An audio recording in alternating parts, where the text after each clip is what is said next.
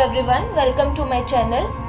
Let's start the journey with the subject natural language processing. Natural language processing is the field of AI, or we can say it's a subfield of AI. It's an emerging field. Most of the applications in today's era is related to the natural language processing only. So what is natural language processing? It is the method of communication with the help of which human can speak, read and write. ये एक ऐसा साधन है, ये संसाधन है जिसके जरिए लोग आपस में बात करते हैं. Not only the humans but anybody or anything that communicates with each other in the form of speech, reading, textbooks or even writing is natural language processing. और दूसरे शब्द में कह सकते हैं we humans can think, make plans, make decision in our own natural language. ठीक है, तो so here is the big question also that in this era of artificial intelligence, machine learning and the deep learning, can humans communicate in natural language with computers? The way we speak, read, write with each other, can we communicate with the systems in the same manner? It's a valid question, na? So developing NLP applications is a huge challenge for us because computer require structured data. But on the other hand, human speech is unstructured and often ambiguous in nature. How is it ambiguous? इसको हम ऐसे समझ सकते हैं. मेरी एक friend है Bengali and what she does is like she has some gender issues, like उसके लिए ना मेल फीमेल दोनों में confusion रहता है. when she speaks like वो आया था, actually she is referring to थी, मतलब she is talking about a girl, but what she says वो आया था, and when she is referring to a male she is like वो आई थी. But I got to know that she is talking about a male or a female, but for machine थी is a female, था is a male. तो अभी machine को हम कैसे समझाएंगे कि ये एम्बिगिटी नहीं है and she is talking properly. You have to understand what she is saying. क्या हम मशीन से उस लेवल का करवा सकते हैं? बिल्कुल करवा सकते हैं. ठीक है, कैसे करवाएंगे? उसके लिए पहले एक छोटी सी कह सकते हैं स्टेटमेंट है, वो सुन लीजिए. Natural language is the sub field of computer science, more specifically of artificial intelligence, which enables computer machines to understand, process and manipulate human language. In simple words, NLP is a way of machines to analyze, understand and derive meaning from human natural languages such as Hindi, English, Bengali, Marathi. These are the Indian languages. English is also one of the official Indian language. So yes, English is also an Indian language. Other than that, French, Dutch, Hungarian, Italian, so many other languages as well. तो ये काम कैसे करता है? How does it works? है ना? ये तो पढ़ लिया भाई NLP होता क्या है, क्यों हमें इसकी रिक्वायरमेंट है, एम्बिगिटी आती है एंड ऑल. ओके, पहले हम इतना इसमें डीपली जाएं NLP में, पहले हमें समझना होगा how human beings use languages. Okay, so every day we humans use 100 or thousands of words and other human interpret them. मैं भी आपको कुछ समझाने की कोशिश कर रही हूँ, आप उसे समझ पा रहे हैं, नहीं समझ पा रहे हैं, अकॉर्डिंगली आप उसका आंसर देंगे अगर मैं आगे की सीरीज में कोई क्वेश्चन पूछूंगी या कुछ है. तो ये जो हम कम्युनिकेशन कर रहे हैं इन अ फॉर्म, ये क्या है? नेचुरल लैंग्वेज प्रोसेसिंग ही तो है. So it's a simple communication for humans, isn't it? But we know words run much deeper than that and we always drive a context from what we say and how we say. That is why we can say rather than focuses on voice modulation, NLP does draw on contextual pattern. हम कैसे बोल रहे हैं वो matter नहीं करता always, but किस context में बात कर रहे हैं वो भी इंपॉर्टेंट है. ठीक. Example, man is to women as king is to what. We can interpret it easily. The answer is as man relates to the king, so women relate to the queen. Hence the answer is queen. Question था हमारा man is to women, then king is to what? Obviously queen.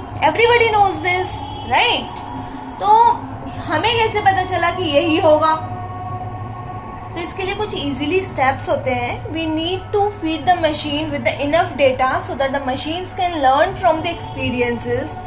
हम भी कैसे सीखते हैं? Past experiences से सीखते हैं. ऐसा नहीं है कि अचानक से सीख गए. वैसे भी आपने सुना होगा कि अच्छों को एक्सपीरियंस जो है बहुत कुछ सिखा देता है. हमें भी बहुत गमों ने बहुत कुछ सिखाया है, आपको भी सिखाया होगा definitely. Then machine will create word vector by using the deep learning algorithm from which data we fed earlier as well as from its surrounding data. Then by performing some algebraic operations on these word vectors, machine would be able to provide the answers as human beings. ठीक है, ये तो हो गया एक rough idea that how does NLP works. We are in the introduction mode. तो बस अभी थोड़ा समझाएंगे एग्जैक्टली कैसा हो रहा है. वो एक लेक्चर में तो नहीं समझा सकते हैं. It will be a series of at least 20+ lectures, so stay tuned.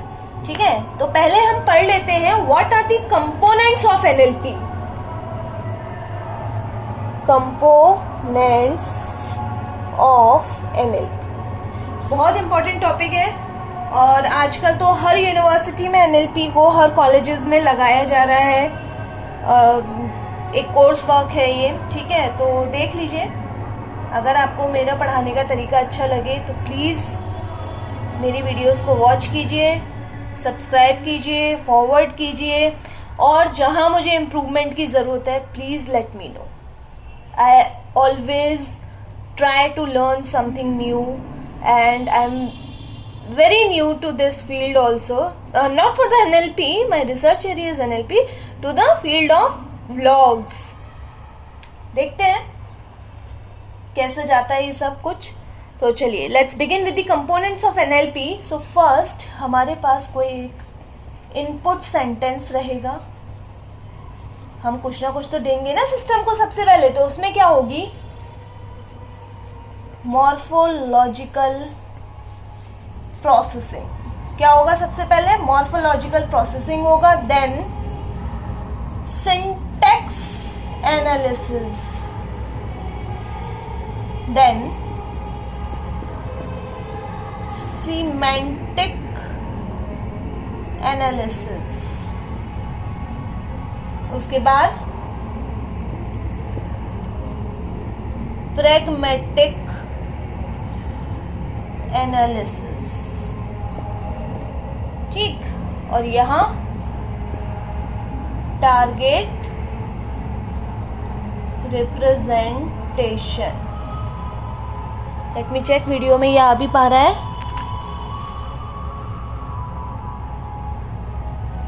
चलिए ठीक है.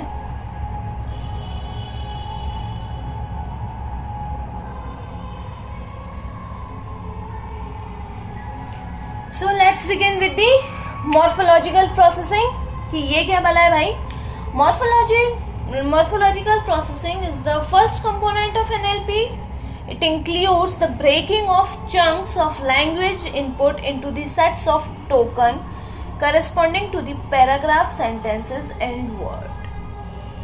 क्या करते हैं हम इसमें कि जो भी हमारा इनपुट गया सेंटेंस, देखो इनपुट हमारा एक सिंगल सेंटेंस भी हो सकता है, सेट ऑफ सेंटेंसेस भी हो सकता है जिसे हम पैराग्राफ कहते हैं, सेट ऑफ पैराग्राफ भी हो सकता है जिसे हम डॉक्यूमेंट कहते हैं, एंड सेट ऑफ डॉक्यूमेंट्स हो सकता है जिसे हम पूरा डेटाबेस कह देते हैं. ठीक है। इसके बाद आती है इसमें सिंटैक्स एनालिसिस। सिंटैक्स एनालिसिस क्या है? ये बहुत ही इंपॉर्टेंट है। इसमें ये चेक किया जाता है कि बेसिकली जो हमारा सेंटेंस है वो अच्छे से बना है कि नहीं बना है। और जैसे कि एग्जाम्पल से समझते हैं हम इसको। सिंटैक्स को समझने के लिए हम क्या करेंगे? The school goes to the students. The school goes to the students. क्या ये ठीक है? सुनते ही कुछ गड़बड़ नहीं लग रही है आपको? स्कूल कहाँ जाता है स्टूडेंट्स के पास? अब कुछ कहेंगे नहीं मैडम, हमारे यहाँ तो स्कूल चल के आता है। तो भाई लोगों, ये आपकी बात नहीं हो रही है।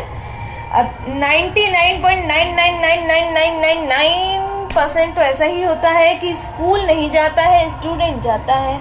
और उस केस में भी स्कूल नहीं आ रहा होता है। जो पॉइंट बहुत सारे जीरो के बाद 1 आ रहे हैं, उनके यहाँ भी मनी लेकर आ रही है। ठीक है, वेल उसको हम वो जोक सपाट है, छोड़ते हैं। So the school goes to the students ना। यहाँ पे कुछ तो एरर है दया। क्या एरर है? सिंटैक्स। हमें पता चल गया कि यहाँ सब्जेक्ट ऑब्जेक्ट आपस में चेंज्ड है। सेकंड है third, semantic analysis. Semantic analysis में क्या होता है? ये देखता है कि अब टेक्स्ट में जो भी लिखा हुआ है क्या वो मीनिंगफुल है। इसमें तो हम स्ट्रक्चर देख रहे हैं सिंटेक्स में। अब हम देख रहे हैं जो स्टेटमेंट में स्ट्रक्चर वाइज तो सब कुछ ठीक आ गया, लेकिन क्या वो आपस में कोरिलेशन बना पा रहे हैं? क्या वो कंपोनेंट जो लिखे हुए हैं वो एग्जैक्ट मीनिंग दे पा रहे हैं या नहीं? फॉर एग्जाम्पल, इसका एग्जाम्पल कह सकते हैं आप हॉट आइसक्रीम। क्या आइसक्रीम हॉट होती है?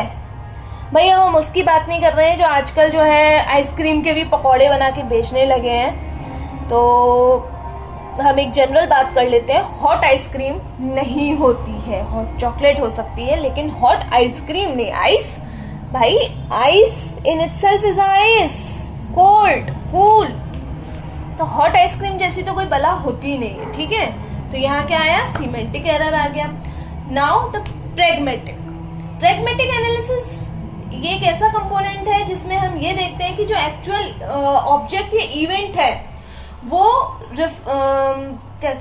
मतलब एक सीरीज में रेफर हो रहा है या नहीं हो रहा है। मतलब अगर हम बात कर रहे थे कि जैसे हम रामायण की बात करें तो सबसे पहले राम जी का इंट्रोडक्शन आया, सीता जी का आया, फिर रावण का आया। ऐसा नहीं हुआ कि पहले हमने बता दिया सीता जी का हरण हो गया, फिर राम जी एक राजा थे अयोध्या के, हम ये नहीं बताने बैठे हैं ना। एक सीक्वेंस है, तो वो मिस नहीं होना चाहिए हमारा। तो ये हो गया हमारा प्रैग्मेटिक। ठीक,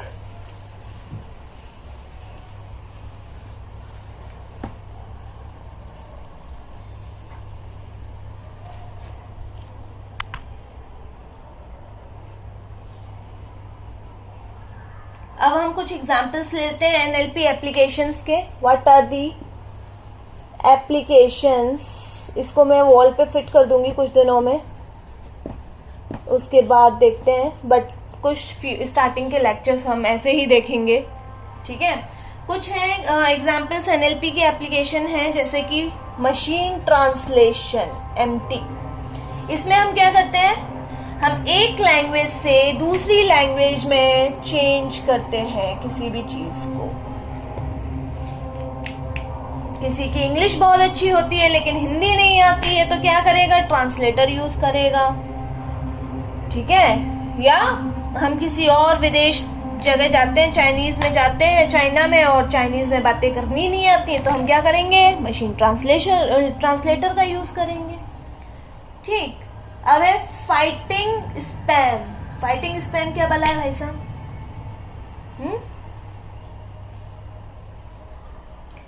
Due to enormous increase in unwanted emails, spam filter have become the important because it is the first line of defense against this problem.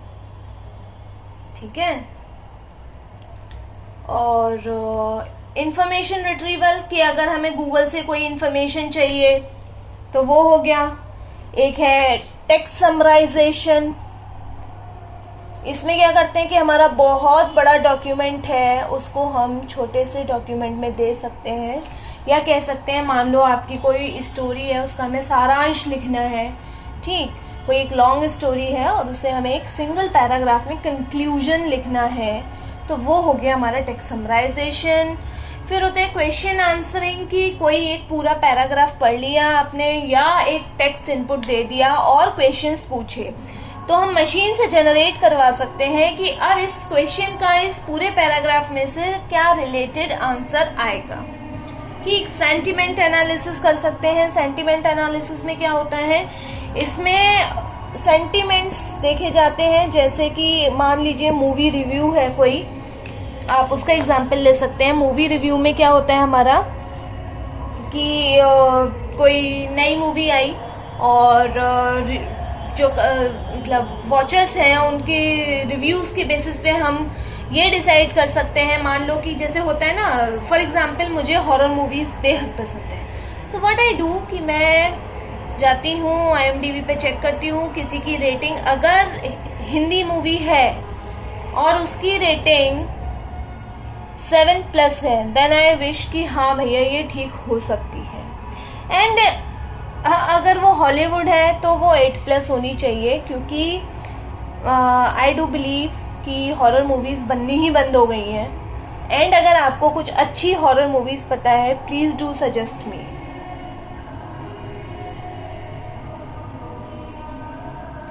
चलिए अब पढ़ते हैं इम्प्लीमेंटिंग NLP को अब हम शुरू करते हैं इम्प्लीमेंट करना धीरे धीरे, पर वो हम अगले ट्यूट में पढ़ेंगे। इंट्रोडक्शन तो हो गया भाई साहब अब आपका, क्या है क्या नहीं है। इससे पहले हम एक बार ये भी पढ़ लेंगे, अगले लेक्चर में काम करते हैं कि इसकी हिस्ट्री क्या है, और हिस्ट्री रह जाती है बस, और तो मुझे नहीं लगता कुछ इतना इम्पोर्टेंट है, but still I look for कि भाई क्या हो सकता है इसमें और। सो stay tuned, thank you so much, God bless you.